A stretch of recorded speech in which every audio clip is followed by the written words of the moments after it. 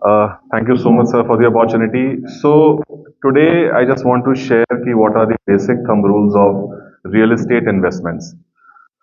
Uh, there are basically two levels of checks which we should be performing while whenever we are considering for an investment in real estate. One is at a very fundamental level, that is कि आपका पैसा ना डूबे कम से कम. So one should always inquire about the developer, what has been his past history, उसका financial muscle कितना strong है, and most importantly उसकी अगले 1 to 2 year की projects की pipeline क्या है. जो developers की pipeline नहीं होती आगे new projects की, वो developer actually में secretly kill हो रहा होता है. तो it's a tip. Second, third, project location. Location is very critical. Never believe on whatever people say. जो सेंट्रल कमर्शियल बिजनेस डिस्ट्रिक्ट होता है किसी भी सिटी का, जहां पे बिजनेस होता है, जहां पे लोग काम करने के लिए आते हैं कॉन्सेंट्रेटेड, जैसे गुड़गांव में cyber city is the hub. उसकी विसिनिटी 10 किलोमीटर्स की, वहां पे 90% कमर्शियल ऑफिस स्पेसेस है, वहां लोग काम करते हैं. उससे आप ये देखें कि कहाँ कहाँ पर रेजिडेंशियल लोकेशंस अवेलेबल हैं, जहां पर प्रॉपर्टी न्यू आ रही है. तो उसका एक चेक करना बहुत ज्यादा जरूरी है. अगर आप कोई ऐसी लोकेशन लेते हैं which is very far of, you would never get appreciation. Fourth and very important, these days all projects are RERA registered. Never go for a project with a developer who's not getting his property registered through RERA. And yes, the site, it is the actual product. Site किस तरीके से layout है, क्या वो offering हो रही है, क्या वो मार्केट ट्रेंड के अकॉर्डिंग है, और क्या उसकी एक्सेप्टेबिलिटी फ्यूचर में रहेगी. It is very important to check.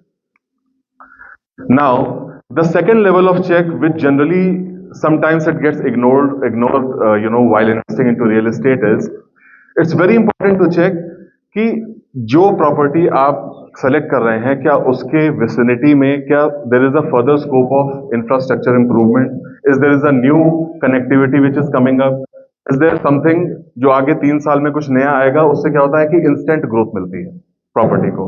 Second, it's a very highly ignored concept. कोई भी प्रॉपर्टी अगर आप ऐसे सेलेक्ट करते हैं जिसकी 3 to 5 किलोमीटर की विसिनिटी में ऑक्यूपेंसी बढ़ रही है, लोग आकर वहां रहना शुरू कर रहे हैं और माइग्रेशन बढ़ रहा है उस लोकेशन पे, वहां पे डेफिनेटली प्राइस अप्रिशिएट करता है. Third factor which is completely ignored, never check.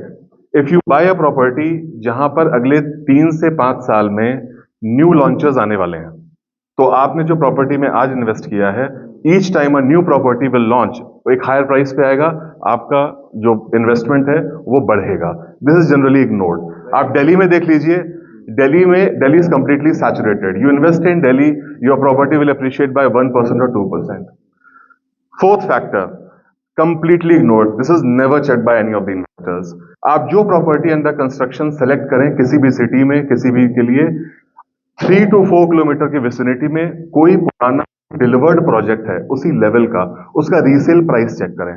I give you few examples. Dwarka expressway एक अपकमिंग कॉरिडोर है इन गुड़गांव, वहां पर जो न्यू लॉन्चेस आ रहे हैं वो 20,000 रुपीज पर स्क्वायर फीट पे आ रहे हैं, बट वहां रीसेल हो रहा है 13,000 रुपीज पे. अगर price gap between resale property and new launch is more than 1,500 rupees per square feet, never go for that property. आपका पैसा ब्लॉक हो जाएगा क्योंकि मार्केट मेच्योर नहीं हुआ है.